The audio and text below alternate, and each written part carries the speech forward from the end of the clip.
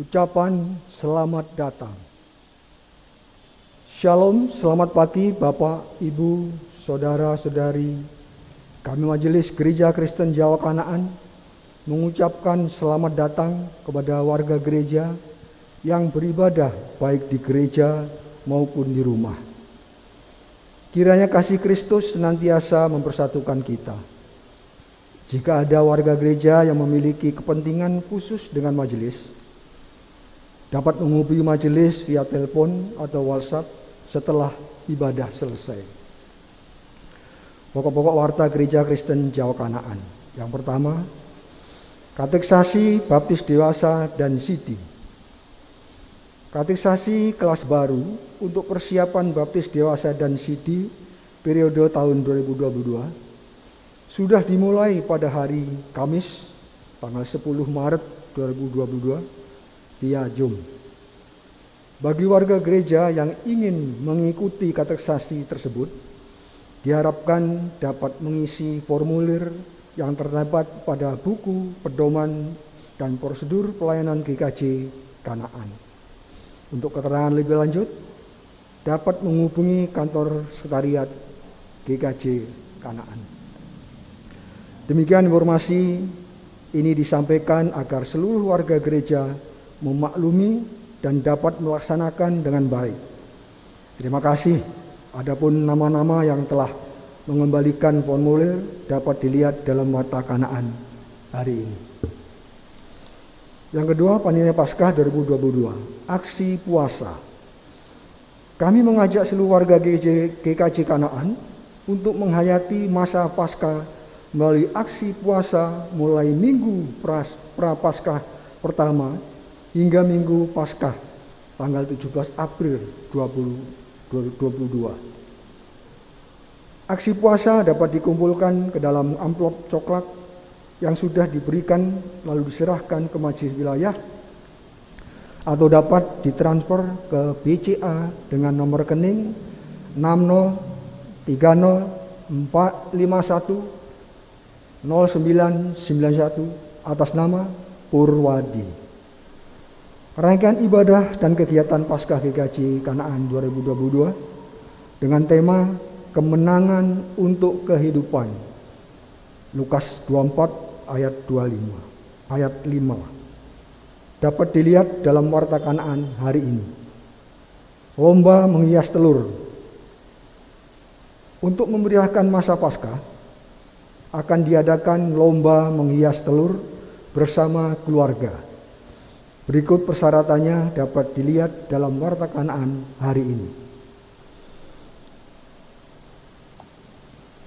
Yang ketiga, GKJ Kanaan KRIS. Diinformasikan kepada warga gereja bahwa GKJ Kanaan sudah mempunyai aplikasi KRIS untuk dapat dipakai sarana dalam memberikan persembahan. Persembahan UFO, GoPay, Dana, Shopee, link KRIS dari masing-masing bank. Yang terakhir, pengkhotbah ibadah minggu hari ini akan dilayankan oleh Pendeta Arya Triyudanto.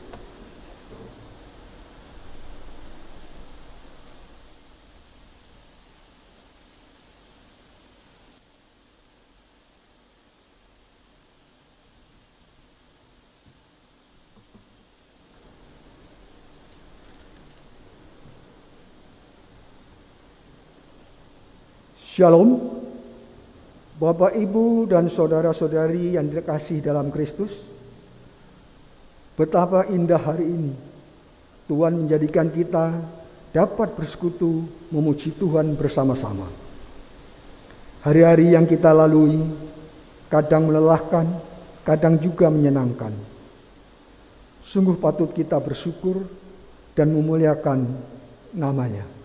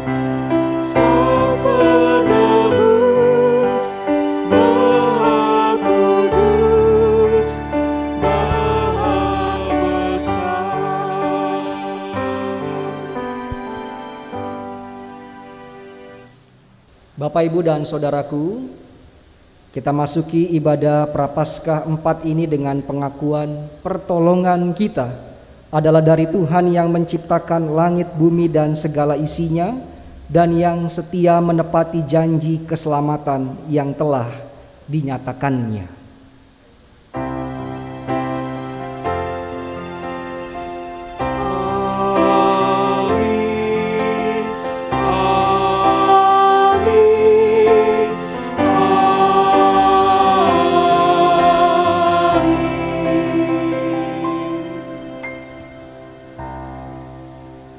Kasih karunia dan damai sejahtera dari Allah Bapa kita dan dari Tuhan Yesus Kristus menyertai saudara sekalian. Dan beserta saudara juga.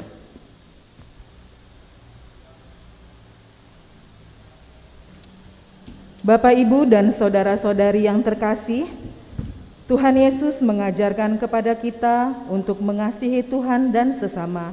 Demikian halnya diri sendiri, seperti tertulis dalam Matius 22 ayat 37 sampai 39. Demikian.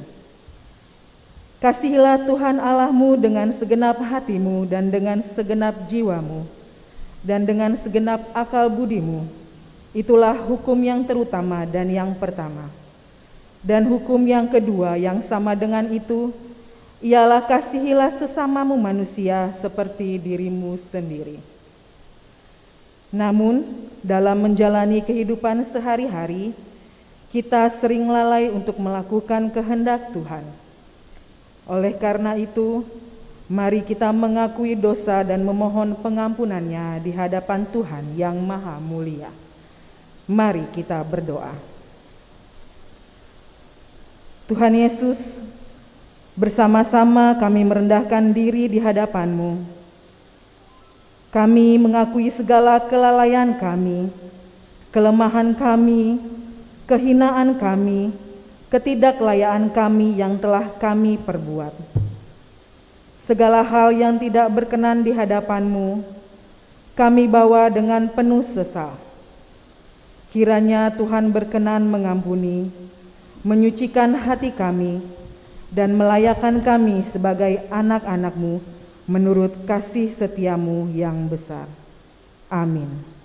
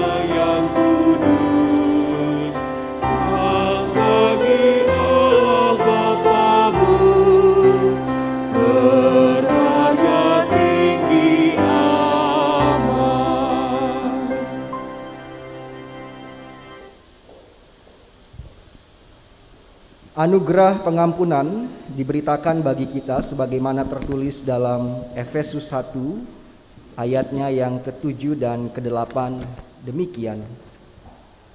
Sebab di dalam Dia dan oleh darahnya kita beroleh penebusan, yaitu pengampunan dosa menurut kekayaan kasih karunia-Nya yang dilimpahkannya kepada kita dalam segala hikmat dan pengertian.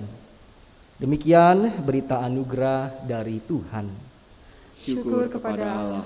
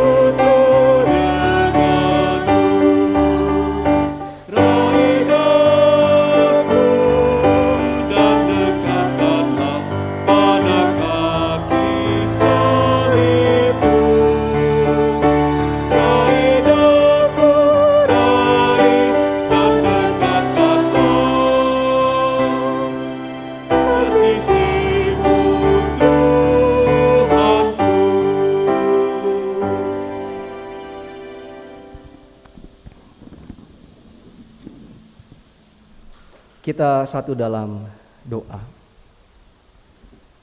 Teduhkanlah hati kami, tenangkanlah pikiran kami, dan mampukanlah hamba-Mu yang terbatas ini untuk menyingkapkan isi hati Tuhan.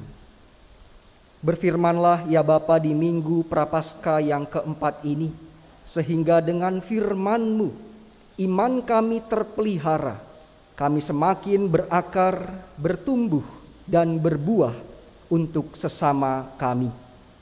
Dalam nama Tuhan kami, Yesus Kristus, kami sambut sabda-Mu. Amin. Saudara-saudaraku, firman Tuhan di minggu Prapaskah yang keempat ini terambil dalam Injil Lukas pasalnya yang ke-15, ayatnya yang ke-11 sampai ayatnya yang ke-32. Saya rindu kita baca bersilih ganti, saya ayatnya yang ke-11 dan Ibu Bapak, teman-teman ayatnya yang ke-12 begitu seterusnya. Diberi judul oleh Lembaga Alkitab Indonesia, perumpamaan tentang anak yang hilang. Yesus berkata lagi, ada seorang mempunyai 2 anak laki-laki. Kata yang bungsu kepada ayahnya, Bapa, berikanlah kepadaku bagian harta milik kita yang menjadi hakku. Lalu ayahnya membagi-bagikan harta kekayaan itu di antara mereka. Beberapa hari kemudian, anak bungsu itu menjual seluruh bagiannya itu, lalu pergi ke negeri yang jauh. Di sana ia memboroskan harta miliknya itu dengan hidup berfoya-foya. Setelah dihabiskannya semuanya, timbullah bencana kelaparan di dalam negeri itu, dan ia pun mulai melarat. Lalu ia pergi dan bekerja pada seorang majikan di negeri itu. Orang itu menyuruhnya ke ladang untuk menjaga babinya. Lalu ia ingin mengisi perutnya dengan ampas yang menjadi makanan babi itu. tetapi tidak seorang pun yang memberikannya kepadanya. Lalu ia menyadari keadaannya. Katanya, betapa banyaknya orang upahan Bapakku yang berlimpah-limpah makanannya, tetapi aku di sini mati kelaparan. Aku akan bangkit dan pergi kepada Bapakku dan berkata kepadanya, Bapa, aku telah berdosa terhadap sorga dan terhadap Bapa. Aku tidak layak lagi disebutkan anak Bapa. Jadikanlah aku sebagai salah seorang upahan Bapa. Maka bangkitlah ia dan pergi kepada bapaknya. Ketika ia masih jauh, ayahnya telah melihatnya, lalu tergeraklah hatinya oleh belas kasihan. Ayahnya itu berlari mendapatkan dia, lalu merangkul dan mencium dia. Kata anak itu kepadanya, Bapa, aku telah berdosa terhadap sorga dan terhadap Bapa. Aku tidak layak lagi disebutkan anak Bapa. Tetapi ayah itu berkata kepada hamba-hambanya, lekaslah bawa kemari jubah yang terbaik, pakaikanlah itu kepadanya, dan kenakanlah cincin pada jarinya dan sepatu pada kakinya. Dan ambillah anak lembu tambun itu, sembelilah dia, dan marilah kita makan dan bersukacita. Sebab anakku ini telah mati dan menjadi hidup kembali. Ia telah hilang dan didapat kembali. Maka mulailah mereka bersukaria. Tetapi anaknya yang sulung berada di ladang, dan ketika ia pulang dan dekat ke rumah, ia mendengar bunyi seruling dan nyanyian tari-tarian. Lalu ia memanggil salah seorang hamba dan bertanya kepadanya, apa arti semuanya itu? Jawab hamba itu, adikmu telah kembali, dan ayahmu telah menyembelih anak lembu tambun, karena ia mendapatnya kembali dengan sehat. Maka marahlah anak sulung itu, dan ia tidak mau masuk. Lalu ayahnya keluar dan berbicara dengan dia. Tetapi ia menjawab ayahnya, katanya, telah bertahun-tahun aku melayani Bapa dan belum pernah aku melanggar perintah Bapa. Tetapi kepadaku belum pernah Bapa memberikan seekor anak kambing untuk bersukacita dengan sahabat-sahabatku. Tetapi baru saja datang anak Bapa yang telah memboroskan harta kekayaan Bapa bersama-sama dengan pelacur-pelacur, maka Bapa menyembelih anak lembu itu untuk dia. Kata ayahnya kepadanya, anakku, engkau selalu bersama-sama dengan aku, dan segala kepunyaanku adalah kepunyaanmu. Kita patut bersukacita dan bergembira karena adikmu telah mati dan menjadi hidup kembali. Ia telah hilang dan didapat kembali. Demikianlah firman Tuhan. Berbahagialah mereka yang mendengarkan firman Tuhan dan melakukannya. Hosiana.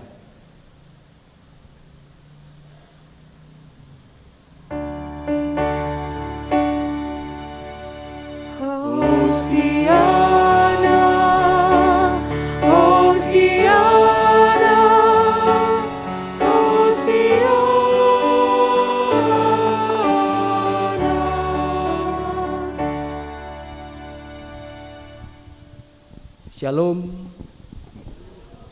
Puji Tuhan kita bisa berjumpa kembali. Kiranya kesehatan, damai, dan sukacita menaungi kita semua. Bapak, Ibu, Saudara, dan teman-teman, kalau kita membaca secara keseluruhan dari Injil Lukas pasalnya yang ke-15, dari ayat 1 sampai ayatnya yang ke-32, termasuk bagian yang tadi sudah kita baca, ayat 11 sampai 32, itu keseluruhan pasal yang ke-15 bisa disebut jantungnya iman Kristen, inti kekristenan. Apa sih jantungnya iman Kristen? Ada seorang pengajar dan pemikir Kristen terkenal abad ke-20 bernama Karl Barth. Ia cerdas sekali, ia pintar sekali, dan banyak karyanya yang menginspirasi kekristenan. Ia ditanya oleh seorang mahasiswanya di sebuah seminar, "Pak Bart, Anda hebat, Anda cerdas, buku Anda banyak, artikel-artikel Anda sistematis. Nah, kalau semua teori dan pengajaran Anda dirangkum dengan satu kalimat, kira-kira apa, Pak Bart?" Dosen ini, pemikir Kristen ini tidak merespon dengan jawaban yang keren-keren, tidak dengan akademis. Justru Karl Barth itu merespon pertanyaan mahasiswanya dengan sebuah nyanyian yang pernah ia pelajari dan ingat sewaktu sekolah minggu. Responnya adalah dengan nyanyian dari pertanyaan mahasiswanya. Jesus love me, this I know, the Bible tells me. Ini ada di Kidung Jemaat 184. Yesus sayang padaku, Alkitab mengajarku, walau ku kecil lemah, aku ini miliknya. Yesus Tuhanku sayang padaku, itu firman-Nya di dalam Alkitab. Ini jantungnya kekristenan, Bapak Ibu Saudara dan teman-teman. Inti kekristenan, Jesus love me. Yesus sayang pada kita. Jadi jangan pernah kita berpikir dan kemudian mengatakan Tuhan tidak mengasihiku. Jangan pernah. Dalam keadaan apapun kita, Ia merangkul dengan hangat. Ia merangkul dengan cinta. Konteks bacaan kita dari Lukas 15, Yesus sering berkumpul dan makan bareng, makan bersama-sama dengan orang-orang berdosa. Dalam bahasa Yunani, orang berdosa disebut hamartolos. Hamartolos ini sering dikaitkan dengan orang yang sangat jahat. Lalu stigma dosa melekat kuat pada dirinya. Kalau orang melihat mereka, langsung orang-orang yang melihat mereka itu melebeli dia, memberikan stigma bahwa ini mereka orang berdosa. Dan orang-orang juga menilai bahwa hidup mereka tidak akan pernah bisa bebas dari dosa. Sampai mati ia berdosa. Dan pastinya orang-orang Yahudi saat itu memahami mereka tidak akan selamat. Mereka pasti masuk neraka. Nah, Yesus bergaul dengan orang-orang seperti ini. Duduk bersama, makan bersama, dekat dengan hamartolos.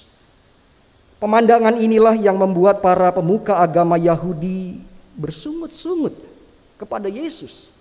Mereka seolah-olah sinis, apa maksud Yesus berkumpul dengan orang-orang berdosa. Nah, disinilah, di titik inilah Yesus merespon para pemuka agama Yahudi yang bersungut-sungut itu, yang sinis itu, dengan mengangkat 3 perumpamaan yang berkesinambungan. Perumpamaan domba yang hilang, itu ada di ayatnya yang ke-3 sampai ayatnya yang ke-7. Lalu perumpamaan dirham yang hilang, ayat 8 sampai ke-10. Dan bacaan kita yang tadi kita perhatikan bersama, perumpamaan anak yang hilang, dari ayatnya yang ke-11 sampai ayatnya yang ke-32. Barangkali kalau Yesus ada dalam konteks kita saat ini, hidup pada masa kini, bisa jadi Yesus mengangkat perumpamaan minyak goreng yang hilang gitu ya. Beberapa waktu lalu minyak goreng sempat langka, sempat hilang, dicari susah. Tiba-tiba muncul kembali, tahu-tahu harganya sudah fantastis. Dari 3 perumpamaan ini, perhatikan ada kata hilang di situ. Tetapi apakah yang hilang itu kemudian ditelantarkan? Apakah kemudian yang hilang itu dibiarkan terhilang selama-lamanya? Tidak. Domba yang hilang, satu yang hilang. Gembala cari sampai dapat. Padahal masih punya 99. Perempuan yang kehilangan 1 dirham dicari rumahnya beres-beres sampai ketemu. Padahal masih punya 9 dirham yang berharga. Berbeda ceritanya ketika masuk ke perumpamaan anak yang hilang. Di sini ada yang berbeda. Sang bapa seperti tidak aktif mencari. Beda dengan domba, beda dengan dirham, itu pemiliknya mencari dengan aktif. Tetapi dalam perumpamaan anak yang hilang, si bapak seolah-olah tidak aktif. Nah, kita mau gali lebih dalam apa maksudnya dari perumpamaan anak yang hilang ini. Saya membagi dengan 3 babak. Babak yang pertama, si anak bungsu minta hak warisannya kepada sang bapa. Tentu kita sepakat, kita tahu bersama dalam banyak budaya memang meminta warisan ketika orang tuanya masih sehat, masih hidup, itu kurang pantas, kurang elok. Almarhum Perdana Menteri Singapura yang wafat tahun 2015 bernama Lee Kuan Yew itu pernah memutuskan sebuah kebijakan melarang orang tua untuk mewariskan harta kekayaan kepada anak mereka sebelum orang tua meninggal. Keputusan Lee Kuan Yew ini memang berangkat dari pengalaman yang memprihatinkan. Ada seorang bapak single parent, sudah ditinggal istrinya, punya anak 1, anak tunggal, lalu anak tunggalnya itu dibesarkan dengan luar biasa, diberikan studi yang bagus, kemudian anak itu menikah, punya istri, tinggal 1 apartemen bersama dengan papahnya itu, dan karena sayangnya si papa dengan anaknya dan juga menantunya, semua hartanya dibalik namakan ke anaknya. Sebagaimana keluarga pada umumnya, tentu ada gesekan, ada konflik yang muncul. Kecil-kecil awalnya, dan kemudian ketika tidak dibereskan menjadi besar. Persoalan memanas, si bapak diusir dari apartemen itu dan jadi pengemis di Jalan Orchard, Singapura. Terdengarlah berita ini oleh Lee Kuan Yew dan kemudian dikeluarkan kebijakan tadi. Dilarang orang tua untuk memberikan warisan selama orang tua tersebut masih hidup. Dan kita tahu bersama memang Lee Kuan Yew ini betul-betul memperhatikan orang-orang tua, lansia, di mana kebijakan-kebijakannya itu pro kepada lansia yang sudah pensiun, yang sudah tidak aktif bekerja, harus kerja, harus cari aktivitas, harus semangat, dan terus melanjutkan kehidupan. Nah, memang sebenarnya tidak pas ibu bapak saudara dan teman-teman meminta warisan kepada orang tua ketika mereka masih hidup. Tetapi dalam bacaan kita, si bungsu minta. Pertanyaannya, kenapa si bapak kasih? Bukankah sang bapak bisa menolak? Bukankah si bapak ini punya otoritas untuk tidak memberikannya? Jawabannya, karena sang bapa percaya si anak bisa mengembangkan, memakai harta itu dengan sebaik-baiknya.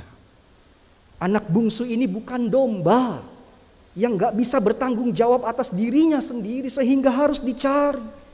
Anak bungsu ini bukan benda mati, dirham yang harus dicari.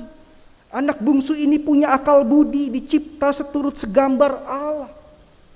Si Bapa sayang dan mempercayakan hartanya kepada anaknya karena memang percaya si anak bisa mengembangkannya.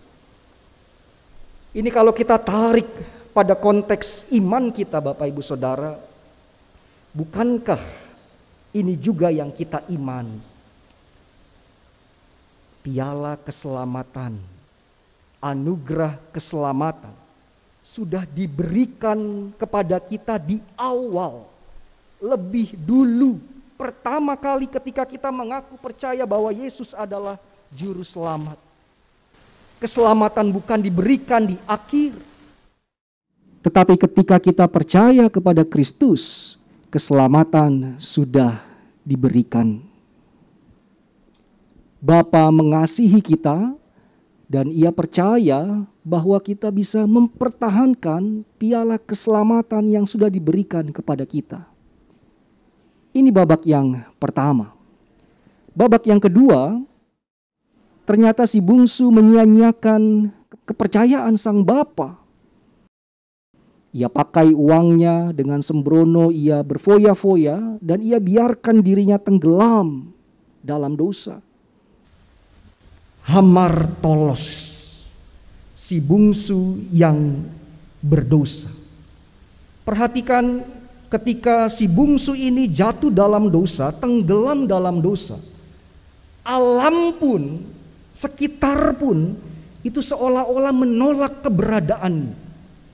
Ada bencana kelaparan terjadi sehingga ia semakin melarat, semakin terpuruk.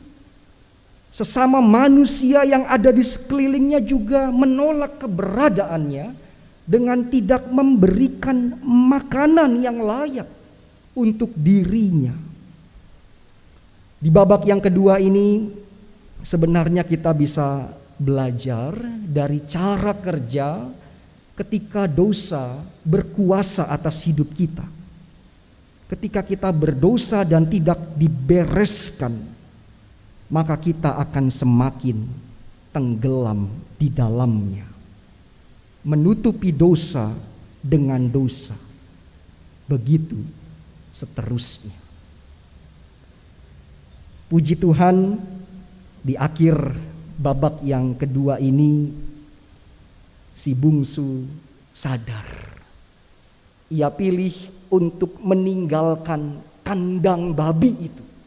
Ia pilih kandang dosa itu ditinggalkan dan kembali kepada bapaknya. Ini babak yang kedua. Dan babak yang terakhir, saya tertarik dengan ayatnya yang ke-20b. Tertulis begini. Ketika ia masih jauh, ketika anak bungsu itu masih jauh, ayahnya telah melihatnya. Lalu tergeraklah hatinya oleh belas kasihan. Ayahnya itu berlari mendapatkan dia, lalu merangkul dan mencium dia. Si bapak merangkul anaknya yang berdosa. Si bapak ini mencium bau badan anaknya yang sudah gak karuan. Anaknya itu baru dari perjalanan yang jauh, baru dari kandang binatang yang pada saat itu dipahami sebagai binatang yang najis. Tetapi sang bapak gak peduli, seolah-olah kotornya si anak bungsu ini. Si bapak juga gak peduli seolah-olah dengan bau si anak ini.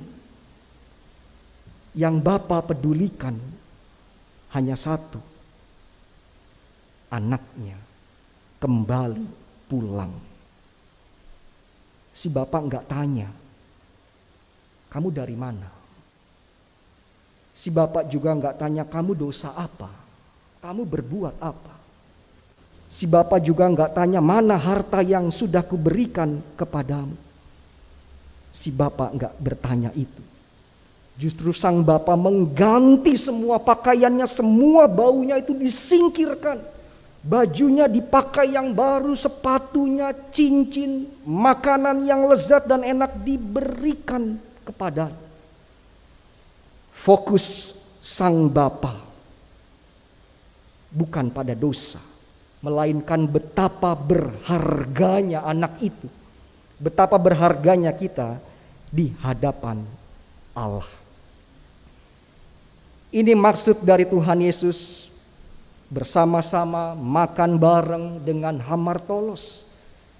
Yesus peduli, Yesus mengasihi orang-orang berdosa. Lalu refleksinya untuk kita apa Bapak Ibu Saudara? Di minggu hari yang indah ini saya memetik ada 2 makna yang bisa kita kemudian lanjutkan dalam kehidupan kita. Yang pertama adalah mari kita berani meninggalkan manusia lama kita. Tinggalkan kandang dosa itu. Jangan terlarut dan dikuasai dalam dosa. Bertobatlah hari ini, saat ini. Kembalilah kepada Sang Bapa. Dan yang kedua, Sang Bapa tidak akan pernah mengingat dosa-dosa kita. Ia pasti akan menerima saya dan saudara, merangkul kita dengan cintanya. Ia adalah Allah yang kasih-Nya tak terbatas.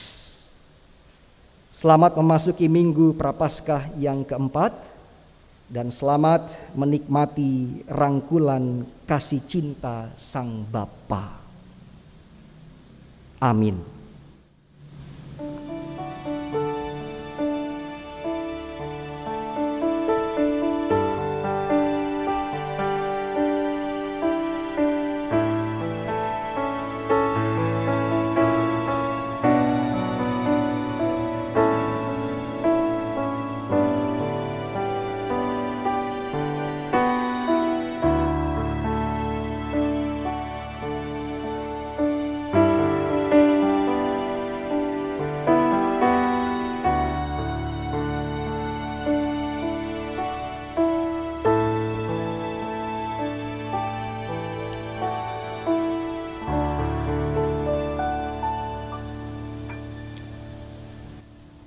Kita dengarkan bersama kesaksian pujian vokal grup Glorify. Dipersilakan.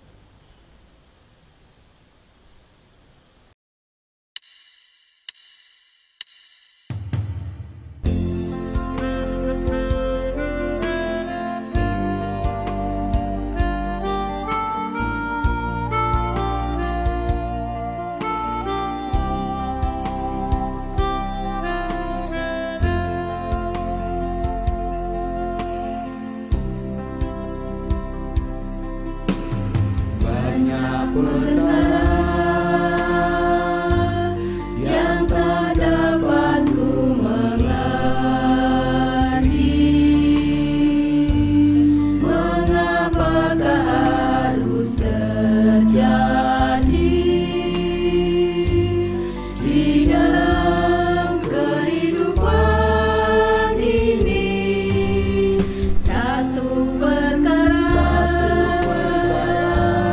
yang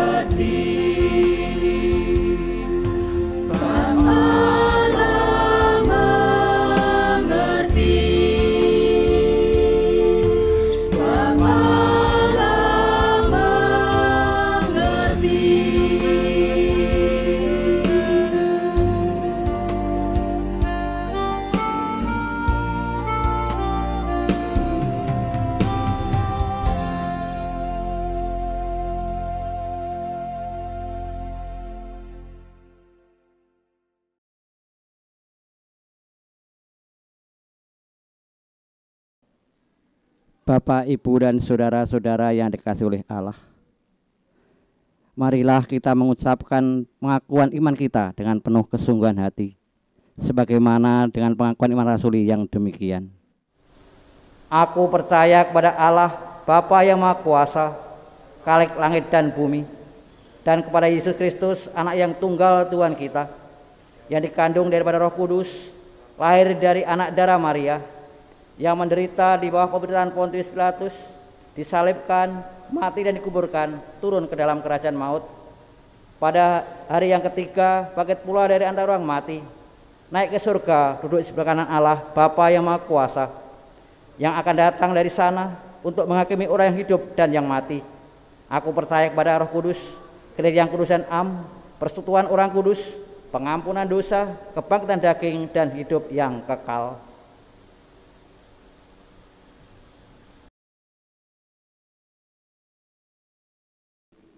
Mari kita berdoa. Ya Kristus, kini kami telah ada di minggu terakhir bulan Maret. Minggu depan bulan sudah berganti, dan itu tandanya waktu bergulir begitu cepat. Ajarlah kami untuk terus memakai waktu hidup dengan maksimal, dengan cara selalu dekat denganmu, dan tidak lagi pergi menjauh darimu, seperti anak bungsu yang terhilang. Rangkulah kami dengan kasih-Mu, dekaplah kami dengan cinta-Mu. Di doa syafaat ini kami memohon Engkau senantiasa memelihara persekutuan kami GKJ Kanaan. Pertemuan-pertemuan yang kami lakukan secara online maupun onsite kiranya menjadi ikatan yang erat dalam kami membina persekutuan. Berkati GKJ Kanaan ketika minggu depan akan mengundang kembali warga jemaat secara terbatas untuk beribadah di gedung gereja. Sesungguhnya memang kami rindu berjumpa secara fisik untuk dapat saling melepas tawa dan bercerita. Berkati pula anggota majelis, berkati anggota komisi, berkati setiap tim panitia dan juga anggota PMW. Damai sejahtera-Mu terus tercurah di setiap pelayanan yang kami lakukan. Secara khusus kami berdoa bagi tim perizinan rumah ibadah. Bukakanlah jalan bagi kami ya Bapa, agar gereja yang kami rindukan dapat Engkau sediakan. Ajarlah kami untuk dapat bergandengan tangan dengan mendukung dalam doa, daya, dan dana. Kami membawa pula mereka yang sedang sakit dan menjalani masa pemulihan. Bapak Stio Murbono, Ibu Sukardi, Bapak Sumarto, Ibu Sudarni Sungkono, Ibu Suradi, Saudara Averel, Ibu Kristina Winarni, Bapak Untarto, Bapak Ugio, Bapak Yonatan Ngatio, Ibu Suhardi, Bapak Mulyadi, Ibu Ismiati, Bapak dan Ibu Margio, Saudari Kristina Utami, Bapak Prianto, Bapak Yesudi Supit, Ibu Sri Winarni, Ibu Simaryani Soekarno, Bapak Krisno Susilo, Bapak Sarjono, Bapak Dede Haryanto, Bapak Waljiman, Bapak Supoyo, Saudara Dimas, Bapak Mino, Bapak Riki, Bapak Sumidi, Bapak Anom, dan Saudari Ivana. Karuniakanlah kesembuhan kepada mereka ya Bapa, dan mampukanlah mereka untuk terus bersandar dan berpengharapan pada Sang Bapa yang baik, yang memeluk dan mencium anak-anaknya. Untuk setiap pergumulan kami yang berjuang mencari kerja, mencari pasangan hidup, merencanakan untuk menikah, keluarga yang merindukan kehadiran anak, yang mengalami kesulitan ekonomi, proses studi kami dalam meraih masa depan, keluarga-keluarga yang tengah dilanda ketidakharmonisan, orang tua kami yang telah menapaki usia lanjut, dan juga pergumulan yang dihadapi para duda janda, yatim piatu, dan orang-orang berkebutuhan khusus. Kuatkanlah kami, hiburkanlah kami, dan berjalanlah bersama kami ya Allah, sehingga kami terus kuat menghadapi rupa-rupa pergumulan.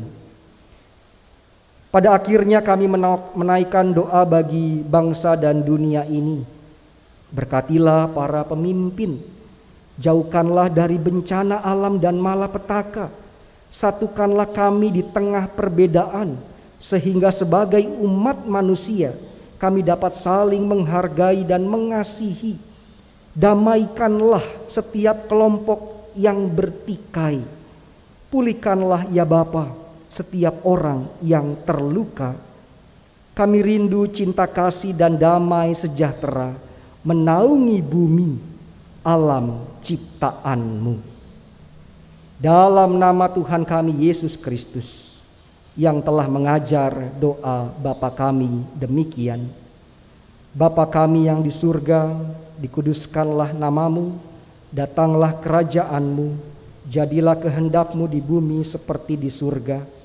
Berikanlah kami pada hari ini makanan kami yang secukupnya, dan ampunilah kami akan kesalahan kami, seperti kami juga mengampuni orang yang bersalah kepada kami. Dan janganlah membawa kami ke dalam pencobaan, tetapi lepaskanlah kami daripada yang jahat, karena Engkaulah yang empunya kerajaan dan kuasa dan kemuliaan sampai selama-lamanya. Amin.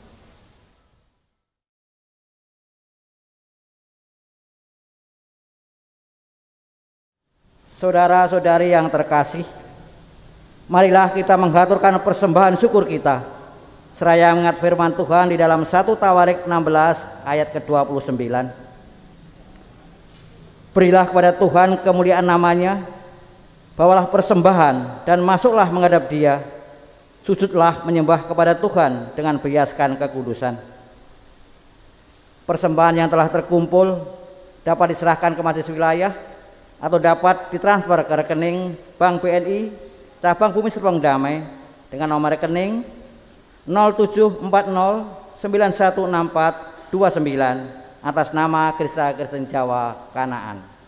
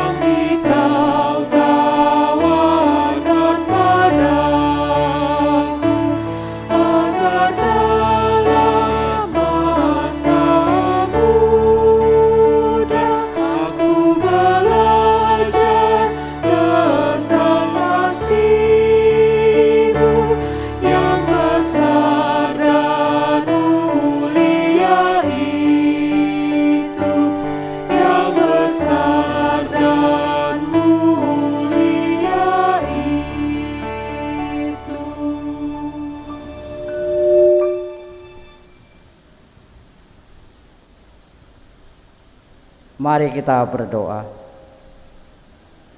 Allah Bapa yang penuh kasih, yang senantiasa melimpahkan berkat dan anugerah di dalam kehidupan kami. Dalam ibadah saat ini, kami mengaturkan persembahan sebagai wujud ungkapan terima kasih kami kepadamu atas penyertaan dan kasih setiamu yang tidak pernah berhenti di dalam kehidupan kami. Kami mengaturkan persembahan ini sebagai wujud penyerahan diri kami bahwa Tuhan menjamin kehidupan kami ke depan. Kami mohon persembahan ini Bapa kuduskan dan Bapa berkati agar persembahan ini menjadi wujud pelayan kasih di kasih Kanaan dan bagi sesama kami yang membutuhkan. Berkati kami semua yang telah mengaturkan persembahan ini ya Allah, dan mampukan setiap kami untuk dapat mengelola persembahan ini hanya seturut kehendak-Mu saja. Terlebih Tuhan, ajar kami untuk mempersembahkan hidup kami seutuhnya hanya demi kemuliaan nama Tuhan. Doa persembahan ini kami alaskan di nama Tuhan Yesus Kristus adalah sumber berkat dan hidup kami. Amin.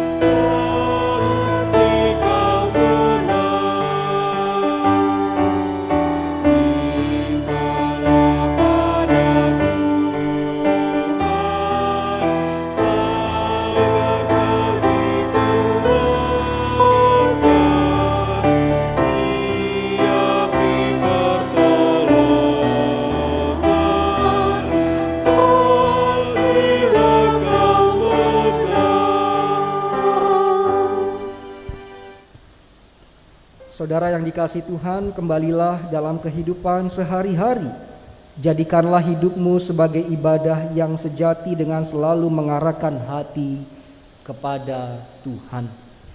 Kami mengarahkan hati kepada Tuhan. Jadilah saksi Kristus dalam segala lakumu. Kami siap melakukannya. Terpujilah Tuhan. Kini dan selamanya. Terimalah berkat-Nya. Tuhan memberkati saudara dan melindungi saudara. Tuhan menyinari saudara dengan wajah-Nya dan memberi saudara kasih karunia. Tuhan menghadapkan wajah-Nya kepada saudara dan memberi saudara damai sejahtera. Amin.